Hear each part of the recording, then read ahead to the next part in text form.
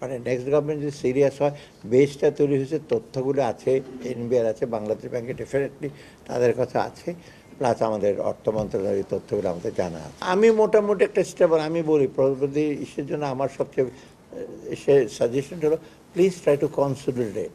আমরা যেটা করেছি এটা একটা সুসংগত করে ভালো জিনিসগুলো, আমরা তো ভুল টুল করে একটা করেছি, এটাকে যদি তারা কনসলিডেট করে তাতে সুবিধা হবে তাদের নিয়ে যাওয়া। You don't have to invent the wheel again.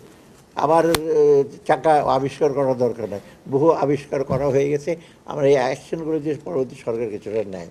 আর দ্বিতীয়ত হলো তাদেরকে আরেকটু আমার coordination in the government sector, government এজেন্সিগুলো, ওইখানে সমন্বয়ের অভাব আছে। আমার দিক থেকে অর্থমন্ত্রণালয় এমন কিছু খুব ডিসক্রিপশন পাওয়ার আমি ইউজও করি নাই।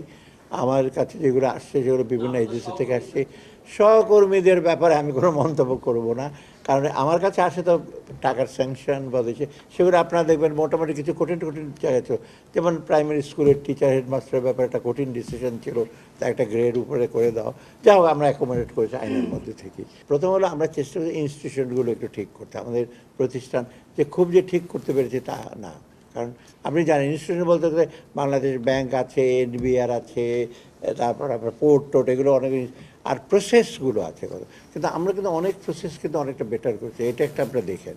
ইনস্টিটিউশন অনেক, বাংলাদেশ ব্যাংকে দেখেন অনেক প্রসেস সেফটিফাই, এনবিআরের অনেক জিনিস সেফটিফাই করা হয়েছে, ন্যাশনাল সিঙ্গেল উইন্ডো করা হয়েছে, এগুলো পুরোপুরি হয়তো ইনস্টিটিউশনটা বদলানো যায় না পুরোপুরি, কিন্তু প্রসেসগুলো কিন্তু মোটামুটি ব্যবসায়ীরা কিছুটা ইসে আছে।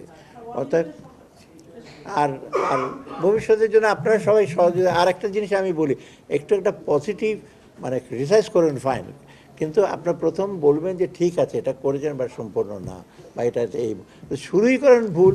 আমি মাঝে মাঝে দেখি ফ্র্যাঙ্কলি, আপনারা একটু পজিটিভ, ভুল ত্রুটিটা আপনারা ধরিয়ে দেবেন, সেটা হলো সবচেয়ে বড় জিনিস। আমি বললাম যে ভুল তো কতগুলো হয়েছে অনেক জায়গায়, তা আপনার হিসেব মতো আমি চেষ্টা করি আর কি, আমরা চেষ্টা করি, হয়তো পারি না পুরোটুকু। আমরা বলছি যে ডেফিনেটলি যারা ডিপোজিটার, যাদের ডিপোজিট টাকা আছে বা এফডি আছে, সবাই পাবে। সেজন্য আমরা দিলাম 30,000 কোটি টাকা, ওরা কেন দিলাম 12,000 কোটি টাকা ডিপোজিট ইন্স্যুরেন্স, 42,000 কোটি টাকা দেওয়া হলো, ওরা এটা করবে। সেকেন্ড হলো শেয়ার হোল্ডারদের নিয়ে একটা ব্যাপার আছে, কারণ শেয়ার হোল্ডারদের একটা টেকনিক্যাল ব্যাপার কি, শেয়ার হোল্ডার যখন শেয়ার ভ্যালুটা করে, নেট অ্যাসেট ভ্যালু নেগেটিভ হয়ে গেছে বেশিরভাগই, তখন টেকনিক্যালি ওরা বলে স্যার আপনি দেবেন কেন, ওরা তো শেয়ার কিনেছে, ওরা তো ওনার। তবু আমি বলছি না, ওরা তো বাজারের সিগন্যালে এটা কিনেছে, আমরা উইল ট্রাই টু অ্যাকোমোডেট কতটুকু করা যায়। ওটা অনেক সময় এই যে যারা সিকিউরিটি এক্সচেঞ্জ কমিশনের বলে স্যার কী করে দেবেন, ওরা তো কিনেছেন। এফডিএ যারা রেখেছে ডিপোজিটে তাদেরকে আমি প্যানালাইজ করতে পারবো, তবু আমি বলেছি যে আমরা ডেফিনেটলি এটা দেখবো। এখন বাইরে একটা পারসেপশন আছে যে কীভাবে দেবো কত, এটা we are working out, definitely minister finance.